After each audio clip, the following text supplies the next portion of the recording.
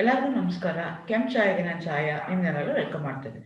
ನಾನು ಒಂದು ಕಾಲೇಜಲ್ಲಿ ಕೆಮಿಸ್ಟ್ರಿ ಪ್ರೊಫೆಸರ್ ಆಗಿ ವರ್ಕ್ ಮಾಡ್ತಾ ಇದ್ದೀನಿ. ನನ್ನ ಇಂಟೆನ್ಷನ್ ಈ ಚಾನೆಲ್ ಸ್ಟಾರ್ಟ್ ಮಾಡೋದಕ್ಕೆ ಅಂದ್ರೆ ಸಾಧ್ಯ ಆದಷ್ಟು ಕೆಮಿಸ್ಟ್ರಿ ರಿಲೇಟೆಡ್ ಟಾಪಿಕ್‌ನ ಸಿಂಪಲ್ ಆಗಿ ಕನ್ನಡದಲ್ಲಿ ಹೇಳುವಂತ ಪ್ರಯತ್ನ ಮಾಡ್ತಾ ಇದ್ದೀನಿ. ಕೆಮಿಸ್ಟ್ರಿ ಇಷ್ಟ ಇಲ್ಲದೆ ಇರೋರ್ಗೂ ಕೆಮಿಸ್ಟ್ರಿ ಕಡೆಗೆ ಸೆಳೆಯುವಂತ ಪ್ರಯತ್ನ ನಾನು ನನ್ನ ಚಾನೆಲ್‌ನಲ್ಲಿ ಮಾಡ್ತಾ ಇದ್ದೀನಿ. ನಾನು particularly Bangalore university, Bangalore city university, Bangalore north university BSc chemistry syllabus ಏನಿದೆಯಲ್ಲ ಅದನ್ನೆಲ್ಲ ಅಪ್ಲೋಡ್ ಮಾಡೋದಕ್ಕೆ ಟ್ರೈ ಮಾಡ್ತಾ ಇದ್ದೀನಿ. ಅದೇ ತರ ಪೇಪರ್ 5 ಅಲ್ಲಿ ಆರ್ಗ್ಯಾನಿಕ್ ಕೆಮಿಸ್ಟ್ರಿ ಪೇಪರ್ ಇದೆ. ಆ ಪೇಪರ್ ಅಲ್ಲಿ ನೀವು ಸ್ಪೆಕ್ಟ್ರೋಸ್ಕೋಪಿ ಅಂತ ಒಂದು ಚಾಪ್ಟರ್ ಓದ್ತೀರಾ, ಅದರ ಬಗ್ಗೆ ವಿಡಿಯೋಸ್ನ ಮಾಡ್ತಾ ಇದ್ದೀನಿ ನಾನು. ಆಲ್ರೆಡಿ ನಾನು ಪೇಪರ್ 5 ಬರುವಂತದ್ದೇನೆ ಅಮೈನ್ಸ್ದೇನೆ ಇನ್ ಡೀಟೇಲ್ ಆಗಿ ಆಲ್ರೆಡಿ ಅಪ್ಲೋಡ್ ಮಾಡಿದ್ದೀನಿ. ಕಂಪ್ಲೀಟ್ ಚಾಪ್ಟರ್ ಮುಗಿಸಿದ್ದೀನಿ. ಈಗ ನಾನು 2ನೇ ಚಾಪ್ಟರ್ ಸ್ಪೆಕ್ಟ್ರೋಸ್ಕೋಪಿ ಮಾಡ್ತಾ ಇದ್ದೀನಿ. ಏಕೆನ್ ಸ್ಪೆಕ್ಟ್ರೋಸ್ಕೋಪಿನಲ್ಲಿ ನಾನು 4 ವಿಡಿಯೋಸ್ನ ಆಲ್ರೆಡಿ ಅಪ್ಲೋಡ್ ಮಾಡ್ತಾ ಇದ್ದೀನಿ. ಇವತ್ತು ನಾನು ಅಪ್ಲೋಡ್ ಮಾಡ್ತಾ ಇರುವಂತದ್ದು ವಿಡಿಯೋ 5ನೇ ವಿಡಿಯೋ ಆಗ್ತಿದೆ. ಸೊ ನೀವು ಅದನ್ನ ನೋಡಿ ಇವತ್ತಿಂದ ನೀವು ನೋಡಿದ್ರೆ ಈಸಿ ಆಗುತ್ತೆ. Again this an important chapter from the exam point of view. ಇದು 8 ಅವರ್ ಚಾಪ್ಟರ್ ಇದೆ, ಹಾಗಾಗಿ 16 ಇಂದ 22 ಮಾರ್ಕ್ಸ್ ನಿಮಗೆ ಈ ಚಾಪ್ಟರ್ ಅಲ್ಲಿ ಫೈನಲ್ ಎಕ್ಸಾಮ್ ಅಲ್ಲಿ ಬರ್ತಾ ಹೋಗುತ್ತೆ. Again welcome to Kenchala. ನನ್ನ ಚಾನೆಲ್ ನ ಸಬ್ಸ್ಕ್ರೈಬ್ ಮಾಡಿ, ಶೇರ್ ಮಾಡಿ. ಇವತ್ತಿನ ಎಪಿಸೋಡ್ ಅಲ್ಲಿ ನಾನು UV ವಿಸಿಬಲ್ ಸ್ಪೆಕ್ಟ್ರೋಸ್ಕೋಪಿದು ಅಪ್ಲಿಕೇಶನ್ ಏನು ಅನ್ನೋದ್ರ ಬಗ್ಗೆ ಹೇಳೋಣ ಅಂತ ಅನ್ಕೊಳ್ತಾ ಇದ್ದೀನಿ.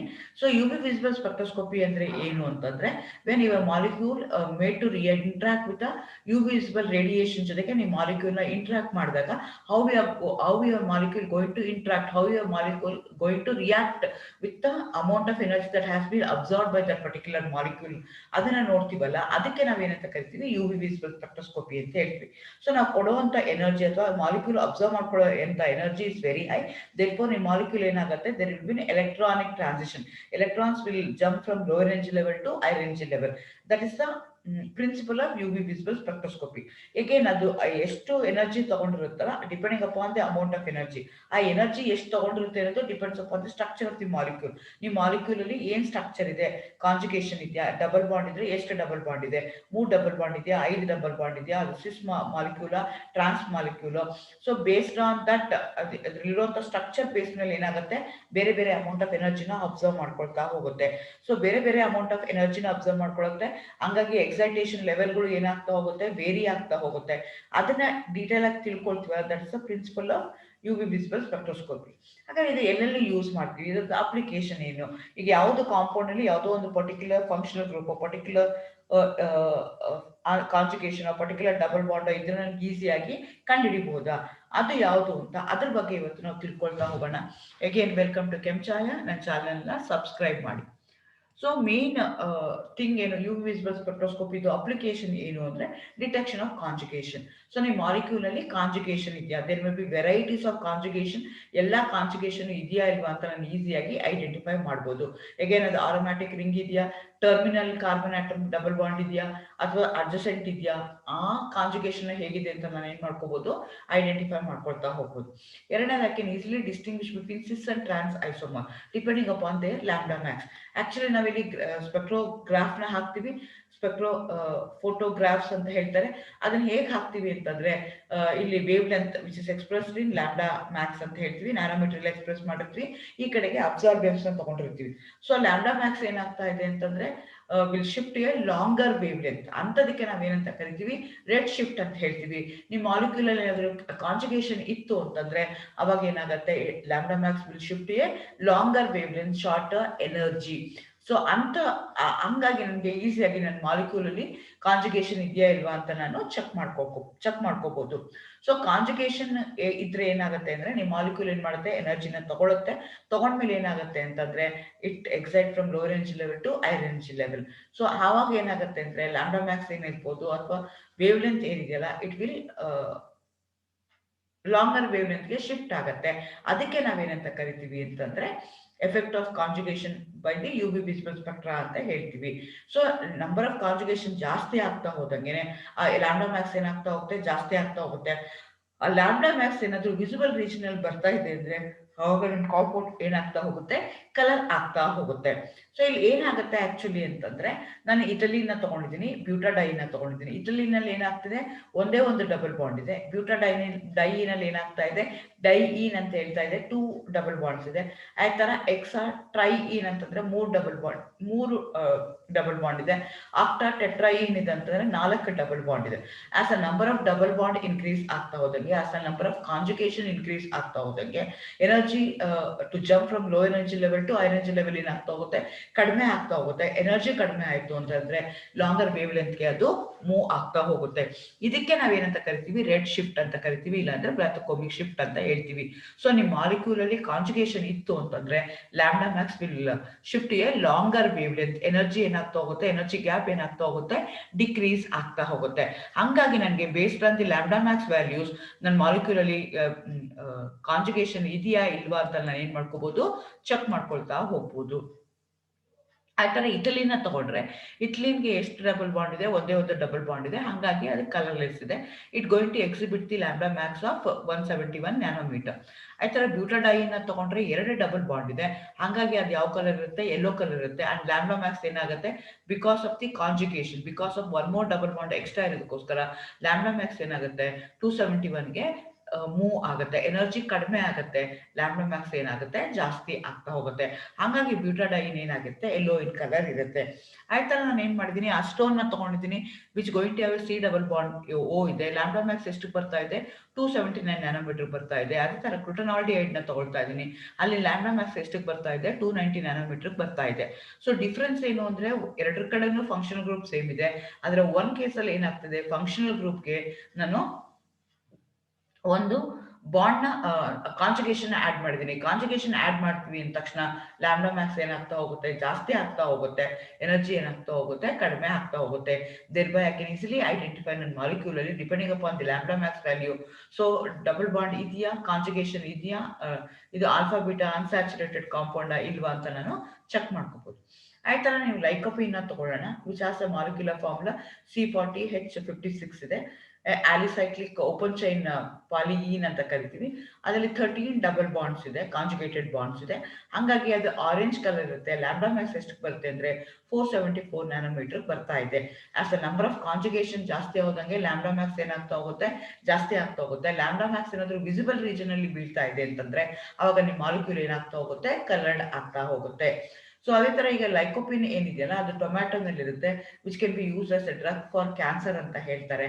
ಸೊ ಹಾಗಾಗಿ ಆ ಕಾಂಪೌಂಡ್ ಇದು, ಅದು ಲ್ಯಾಂಬ್ಡಾ ಮ್ಯಾಕ್ಸ್ ಎಷ್ಟಕ್ಕೆ ಬರುತ್ತೆ, 474 ನ್ಯಾನೋಮೀಟರ್ ಬರುತ್ತೆ. ಆ ತರ ಇನ್ನೊಂದು ಎಕ್ಸಾಂಪಲ್ ನ ತಗೊಂಡ್ರೆ ಬೀಟಾ ಕೆರೋಟಿನ್ ಅಂತ ಹೇಳ್ತೀವಿ, ಕ್ಯಾರೆಟ್ಸ್ ಅಲ್ಲಿ ಇರುತ್ತೆ. ಇಲ್ಲಿ ಏನಾಗ್ತದೆ, 11 ಕಾಂಜುಗೇಟೆಡ್ ಡಬಲ್ ಬಾಂಡ್ ಇದೆ, ಇದು ಯೆಲ್ಲೋ ಇನ್ ಕಲರ್ ಇದೆ. ಇಲ್ಲಿ ಲ್ಯಾಂಬ್ಡಾ ಮ್ಯಾಕ್ಸ್ ಎಷ್ಟಕ್ಕೆ ಆಗುತ್ತೆ ಅಂದ್ರೆ 451 ನ್ಯಾನೋಮೀಟರ್ ಆಗುತ್ತೆ. ಅಲ್ಲಿ 13 ಕಾಂಜುಗೇಟೆಡ್ ಡಬಲ್ ಬಾಂಡ್ ಇತ್ತು, ಇಲ್ಲಿ ಎಷ್ಟು ಡಬಲ್ ಬಾಂಡ್ ಇದೆ, 11 ಕಾಂಜುಗೇಟೆಡ್ ಡಬಲ್ ಬಾಂಡ್ ಇದೆ. ಆದ್ರೆ ಇಲ್ಲಿ ಡಿಫ್ರೆನ್ಸ್ ಏನು ಅಂದ್ರೆ, ಇಲ್ಲಿ ಕಾಂಜುಗೇಷನ್ ವಿತ್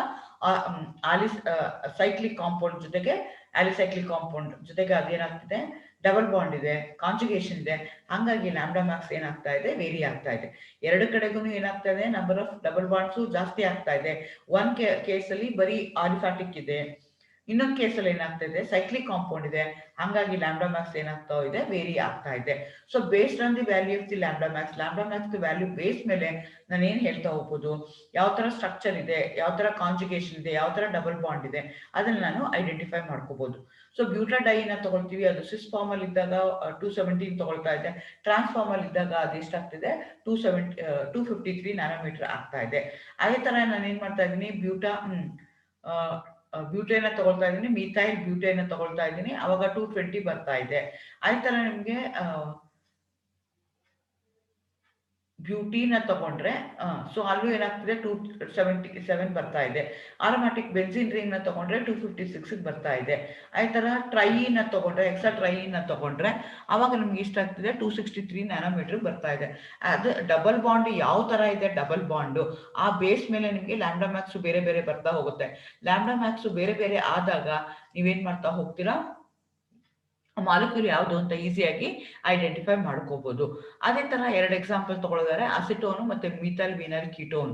ಸೊ ಈ ಎರಡೂ ನಿಮ್ಗೆ ಪರ್ಟಿಕ್ಯುಲರ್ಲಿ ನಿಮ್ ಸಿಲೆಬಸ್ ಪ್ರಕಾರ ಈ ಕಾಂಪೌಂಡ್ ನಿಮ್ಗೆ ಗೊತ್ತಿರ್ಬೇಕಾಗತ್ತೆ. ನಾನು ಮುಂಚೆನೂ ಹೇಳಿದೆ, ಇದು ಎಲೆಕ್ಟ್ರಾನಿಕ್ ಟ್ರಾನ್ಸಿಷನ್ ಅಥವಾ UV ವಿಸಿಬಲ್ ಸ್ಪೆಕ್ಟ್ರೋಸ್ಕೋಪಿನಲ್ಲಿ ಏನಾಗುತ್ತೆ, ಈ ಮಾಲಿಕ್ಯೂಲ್ ಏನ್ ಮಾಡುತ್ತೆ, ರೇಡಿಯೇಷನ್ ಅಬ್ಸರ್ವ್ ಮಾಡ್ಕೊಳುತ್ತೆ. ಅಬ್ಸರ್ವ್ ಮಾಡ್ಕೊಂಡ್ಮೇಲೆ ಏನಾಗುತ್ತೆ, ಎಲೆಕ್ಟ್ರಾನಿಕ್ ಟ್ರಾನ್ಸಿಷನ್ ಆಗುತ್ತೆ. ಎಲೆಕ್ಟ್ರಾನಿಕ್ ಟ್ರಾನ್ಸಿಷನ್ ಯಾವ ತರ ಆಗುತ್ತೆ ಅಂದ್ರೆ, ಯಾವ ಡಿಪೆಂಡಿಂಗ್ ಅಪಾನ್ ದಿ ಸ್ಟ್ರಕ್ಚರ್ ಯಾವ ತರ ಬಾಂಡ್ ಇದೆ, ಬಾಂಡ್ ಎಲೆಕ್ಟ್ರಾನ್ಸ್ ಇದೆ, ಆ ಎಲೆಕ್ಟ್ರಾನ್ಸ್ ಮೇಲೆ ಏನಾಗ್ತಾ ಹೋಗುತ್ತೆ, ನಿಮ್ಗೆ ಟ್ರಾನ್ಸಿಷನ್ಸ್ ಬೇರೆ ಬೇರೆ ಆಗ್ತಾ ಹೋಗುತ್ತೆ. ಸೊ ನಿಮ್ಗೆ ಕಿಟೋನಲ್ಲಿ ಗೊತ್ತಾಗ್ತಾ ಇದೆ, ಕಿಟೋನಲ್ಲಿ ಸಿ ಡಬಲ್ ಬಾಂಡ್ ಓ ನಲ್ಲಿ ಏನಾಗ್ತಿದೆ, ಪೈ ಎಲೆಕ್ಟ್ರಾನ್ಸ್ ಇದೆ. ಆಕ್ಸಿಜನ್ ಮೇಲೆ ಇರುವಂತ ನಾನ್ ಬಾಂಡೆಡ್ ಪೇರ್ ಆಫ್ ಎಲೆಕ್ಟ್ರಾನ್ಸ್ ಇದೆ. ಹಂಗಾಗಿ ಎರಡು ತರ ಟ್ರಾನ್ಸಿಷನ್ಸ್ ಆಗುತ್ತೆ. ಒಂದು ಪೈ ಟು ಪೈ ಟ್ರಾನ್ಸಿಷನ್ ಆಗುತ್ತೆ, ಇನ್ನೊಂದು ಎನ್ ಟು ಪೈ ಟ್ರಾನ್ಸಿಷನ್ ಆಗುತ್ತೆ. ಸೊ ಎರಡೂ ಕೇಸ್ ನ ಕಂಪೇರ್ ಮಾಡಿದ್ರೆ, ನೀವು ಲ್ಯಾಂಬ್ಡಾ ಮ್ಯಾಕ್ಸ್ ನ ಕನ್ಸಿಡರ್ ಮಾಡ್ಕೊಳ್ತಾ ಹೋದ್ರೆ, ಅಸಿಟೋನ್ ನಲ್ಲಿ ಪೈ ಟು ಪೈ ಟ್ರಾನ್ಸಿಷನ್ ಎಷ್ಟಾಗ್ತಾ ಇದೆ ಅಂದ್ರೆ 187 ನ್ಯಾನೋಮೀಟರ್ ಆಗ್ತಾ ಇದೆ. ಆ ತರ ಎನ್ ಟು ಪೈ ಸ್ಟಾರ್ ಏನಾಗ್ತಾ ಇದೆ ಅಂದ್ರೆ 270 ನ್ಯಾನೋಮೀಟರ್ ಆಗ್ತಾ ಇದೆ. ಆ ತರ ಇನ್ನೊಂದು ಎಕ್ಸಾಂಪಲ್ ತಗೊಂಡ್ರೆ, methyl vinyl ketone exactly same functional group ಇದೆ, ಬಟ್ ಒಂದು ಕಾಂಜುಗೇಷನ್ ಇನ್ಕ್ರೀಸ್ ಮಾಡೋದಕ್ಕೋಸ್ಕರ ಲ್ಯಾಂಬ್ಡಾ ಮ್ಯಾಕ್ಸ್ ಏನಾಗುತ್ತೆ, shift to a longer wavelength ಆಗುತ್ತೆ. Pi to pi star transition ಎಷ್ಟಕ್ಕೆ ಬರುತ್ತೆ ಅಂದ್ರೆ 290 ನ್ಯಾನೋಮೀಟರ್ ಬರ್ತಾ ಹೋಗುತ್ತೆ. ಅದೇ ತರ ಎನ್ ಟು ಪೈ ಸ್ಟಾರ್ ಎಷ್ಟಕ್ಕೆ ಬರುತ್ತೆ ಅಂದ್ರೆ 324 ನ್ಯಾನೋಮೀಟರ್ಗೆ ಅದು ಬರ್ತಾ ಹೋಗುತ್ತೆ. ಸೊ ಹಾಗಾಗಿ ನಿಮ್ಗೆ ಈಸಿಯಾಗಿ ಗೊತ್ತಾಗತ್ತೆ. ಸೊ ನಿಮ್ಗೆ ಫಂಕ್ಷನಲ್ ಗ್ರೂಪ್ ಮಾತ್ರ ಇದೆಯಾ, ಫಂಕ್ಷನಲ್ ಗ್ರೂಪ್ ಜೊತೆಗೆ ಅನ್ಸ್ಯಾಚುರೇಷನ್ ಇದೆಯಾ ಅಂತ, depending upon the lambda max value ನಿಮ್ಗೆ ಏನಾಗ್ತಾ ಹೋಗುತ್ತೆ, ಬರ್ತಾ ಹೋಗುತ್ತೆ. ಸೊ ಅದೇ ತರ ಕಾಂಜುಗೇಷನ್ ಇಂದ, ಎಫೆಕ್ಟ್ ಆಫ್ ಕಾಂಜುಗೇಷನ್ ಇಂದ ಏನೇನ್ ಗೊತ್ತಾಗುತ್ತೆ ಅಂದ್ರೆ, I can predict the number of conjugated double bonds ಎಷ್ಟಿದೆ ಲ್ಯಾಂಬ್ಡಾ ಮ್ಯಾಕ್ಸ್ ಇಂದ. ಆಟೋಮ್ಯಾಟಿಕ್ ಕಾಂಜುಗೇಷನ್ ಇದೆಯಾ ಇಲ್ವಾ ಅಂತ ಚೆಕ್ ಮಾಡ್ಕೋಬಹುದು. Alpha beta unsaturated carbonyl compounds ಇದೆಯಾ ಅಂತ ನೋಡ್ಕೋಬಹುದು. ಸ್ಟೀರಿಕ್ ಸ್ಟೈನ್ಸ್ ಏನಾದ್ರು ಇದೆಯಾ ನಿಮ್ಮ ಮಾಲಿಕ್ಯೂಲ್ ಅಲ್ಲಿ ಅಂತ ಐಡೆಂಟಿಫೈ ಮಾಡಬಹುದು. ಸಿಸ್ಸು ಟ್ರಾನ್ಸ್ ಐಸೋಮರ್ಸ್ ಇದೆಯಾ, ಟಾಟೋಮರ್ಸ್ ಇದೆಯಾ, ಅದನ್ನ ಐಡೆಂಟಿಫೈ ಮಾಡಬಹುದು. ಅಗೇನ್ ರಿಯಾಕ್ಷನ್ ರೇಟ್ಸ್ ಇರ್ಬೋದು, ಪಿಕೆಎ ವ್ಯಾಲ್ಯೂಸ್ ಇರ್ಬೋದು, ಅದನ್ನೆಲ್ಲ ಏನ್ ಮಾಡ್ಕೋಬಹುದು, ನಾನು ಯೂಸಿಂಗ್ ಯುವಿ ವಿಸಿಬಲ್ ಸ್ಪೆಕ್ಟ್ರೋಸ್ಕೋಪಿ ಅದನ್ನೆಲ್ಲ ನಾನು ಐಡೆಂಟಿಫೈ ಮಾಡ್ಕೊಳ್ತಾ ಹೋಗ್ಬೋದು.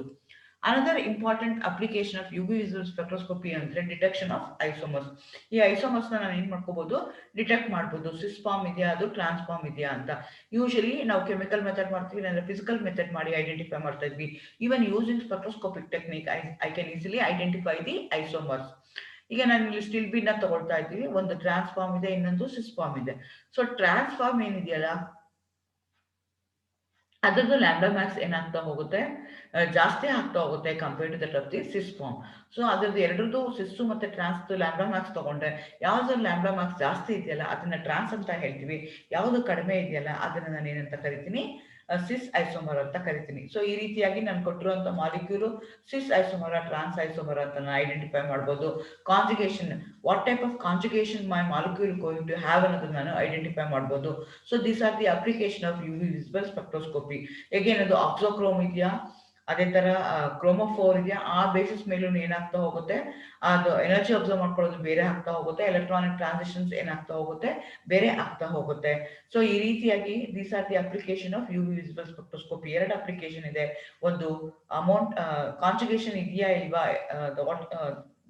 ಅಂದ್ರೆ the influence of conjugation on the lambda max value, ಅದು ಐಡೆಂಟಿಫೈ ಮಾಡ್ಕೋಬಹುದು. ಎರಡನೇದು detection of isomer, cis isomer ಇದೆಯಾ, ಟ್ರಾನ್ಸ್ ಐಸೋಮರ್ ಇದೆಯಾ ಅಂತ ನಾನು ಈಸಿಯಾಗಿ ಐಡೆಂಟಿಫೈ ಮಾಡ್ಕೋಬಹುದು.